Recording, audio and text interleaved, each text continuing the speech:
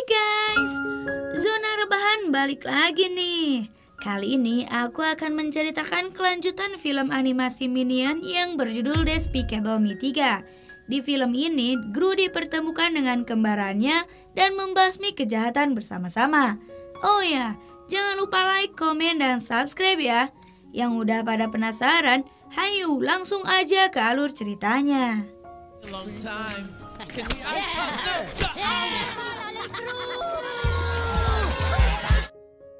Awal film diperlihatkan iklan di TV yang menunjukkan seorang anak yang terkenal dengan akting kejahatannya. Bahkan filmnya ditonton di seluruh dunia. Dia bernama Brad. Namun karirnya terhenti ketika dia tumbuh dengan cepat dan mulai muncul jerawat di wajahnya, yang membuat Hollywood menghentikan kontraknya. Bangkrut nih dia ceritanya guys. Sekarang dia telah dewasa, lalu berencana membuat akting kejahatannya menjadi nyata. Dia mencoba mencuri berlian di dalam kapal yang dijaga oleh para tentara. Beralih ke markas FEL yang mengetahui pencurian yang dilakukan oleh Brad. Pemimpin FEL menugaskan Gru, Lucy, dan 2 minion untuk menangkap Brad. Saat Gru dan Lucy telah sampai, kapal itu malah mulai terbang akibat permen karet yang menjadi balon. Alhasil, Lucy menembak Gru dan berhasil mendarat di atas kapal, sedangkan 2 minionnya malah terlempar ke pantai. Kemudian Gru berhasil membuat Brad pingsan dan mengambil berlian itu. Namun Brad ternyata bangkit lagi dan mengeluarkan senjata andalannya. Akhirnya Gru terlempar sampai telanjang. Lalu dia pun dibuat malu karena terbang melewati gedung-gedung dalam keadaan telanjang.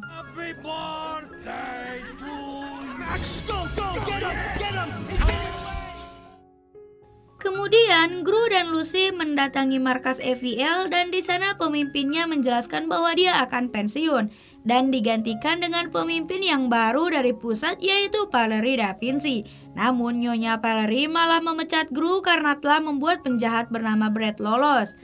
Lalu malam itu mereka pulang ke rumah Gru. Namun saat akan membuka pintu, Gru sadar bahwa pintunya nggak terkunci. Ternyata itu adalah ulah anak-anaknya yang memberi mereka kejutan.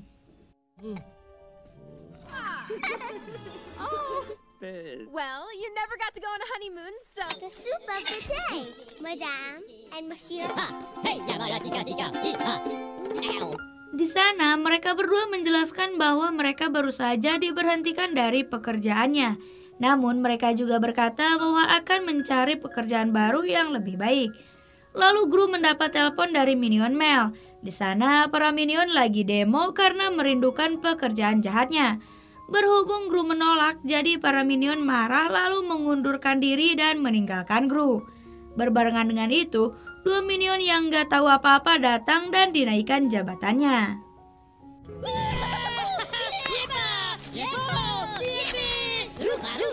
Beralih ke Paris di mana berlian itu disimpan.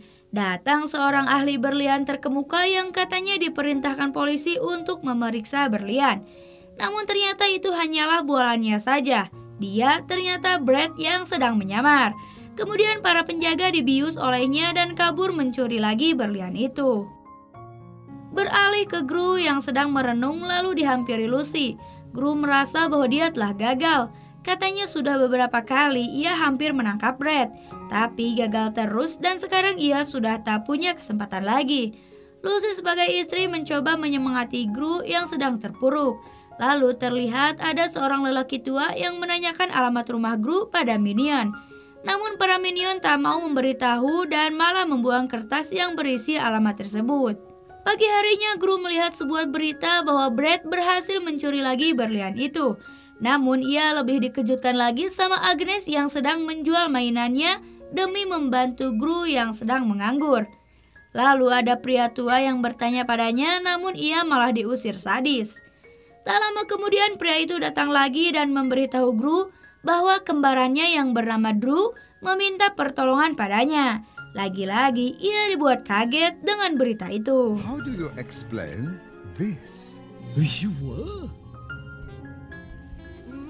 Kemudian ia pergi menemui ibunya yang sedang berenang. Ia minta penjelasan pada ibunya tentang kembarannya itu. Lalu ibunya menjelaskan bahwa benar ia punya kembaran, karena dulu ibu dan ayahnya bercerai jadi masing-masing membawa satu anak. Karena itu Gru, Lucy, dan anak-anak pun segera pergi ke kediaman kembarangnya. Sesampainya di sana, banyak babi yang katanya keluarganya punya bisnis ternak babi. Lalu mereka masuk ke dalam dan disambut sama Drew yang langsung memeluk Gru. Dia langsung minder tuh karena kembarannya punya rambut yang lebat. Lalu Drew memperlihatkan macam-macam kendaraan miliknya dan mempersilahkan anak-anak dan Lucy untuk jalan-jalan. Anak-anak pun sangat senang, lalu Lucy berkata bahwa ini dapat mempererat ikatan ibu dan anak, guys. Bye. You boys have fun. Beralih ke Brad yang berencana akan menghancurkan kota Hollywood dengan robot besar miliknya. Dan dia sangat senang karena Gru tak akan bisa menghentikannya. Balik lagi ke si kembar yang baru ketemu. Mereka sedang mengobrol layaknya saudara. Gru menunjukkan ruang rahasia pada Gru yang ternyata ayah mereka adalah seorang penjahat handal pada masanya. Gru berkata bahwa ayahnya sangat kagum pada Gru yang menjadi seorang penjahat. No, not so much. To Dad. Namun, Gru yang tak ahli saat ini meminta Gru untuk melanjutkan tradisi keluarga yang turun-temurun bersamanya. Gru langsung saja menolak dan berkata bahwa ia telah meninggalkan itu semua sejak lama. Kemudian, Gru menunjukkan mobil yang selalu dipakai ayahnya beraksi. Lalu mereka pun jalan-jalan memakai mobil tersebut.